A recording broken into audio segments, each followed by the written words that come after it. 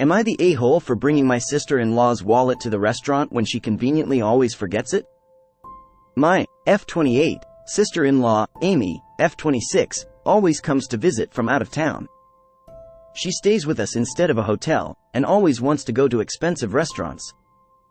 She always conveniently forgets her wallet, or comes up with some excuses as to why she can't pay her share.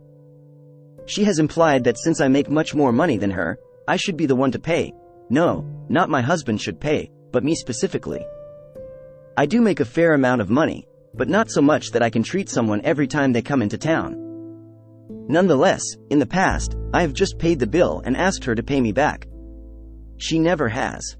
She had made a reservation at an extremely expensive restaurant last night, and before we left, I made it clear that I wouldn't be paying her bill. This is where I might be the asshole, and I'll admit I got this move straight from an episode of 2.5 Men. As we were leaving, she and my husband went to the car. I pretended I forgot something and went back inside. I found her wallet sitting right on top of her suitcase. I put it in my purse and we went to the restaurant. When we were done eating, I asked for separate bills. She said no, we need one bill, because she forgot her wallet again.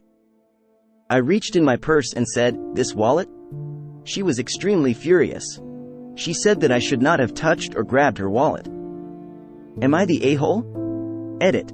Amy just called me. She saw this post and she yelled at me for bad-mouthing her on the internet. Honestly, I don't care. Amy, hopefully reading all these comments is a wake-up call for you. Update. Some answers to common questions. Why does dear husband keep letting Amy in? Without getting into too much detail, he has always been expected to pay for nice things for the females in his family. He's also been kind of scammed out of large sums of money by his family.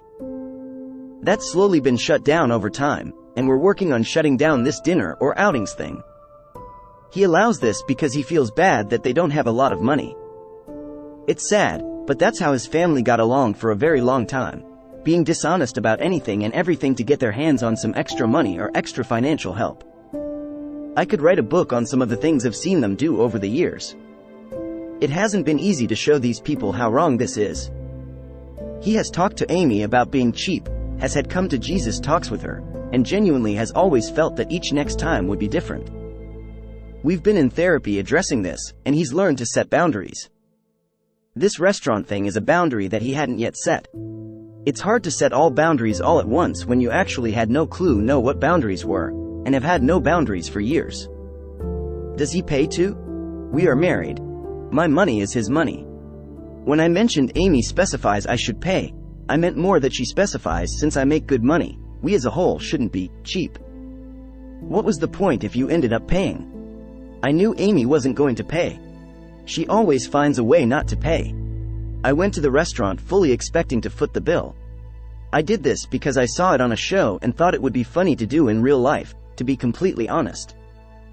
The point wasn't really to get her to pay, it was more to show her that the "forgot my wallet" excuse was getting old. Is Amy banned from visiting? Fortunately, this post turned out to be a good thing. Dear husband has always had it in his head that Amy is a good person and has her reasons for being sneaky and cheap, like I mentioned above. In his head, it's not her fault she is the way she is. It's the circumstances of their upbringing that cause her to make bad decisions. But, seeing Amy's reply to my post and people's response to Amy has really changed his thinking. That's the first time Amy has outright admitted that she's purposely taking advantage. Reading some of the other comments has also been eye-opening for him. So, dear husband has told Amy that she's not welcome here, at least not for a long while.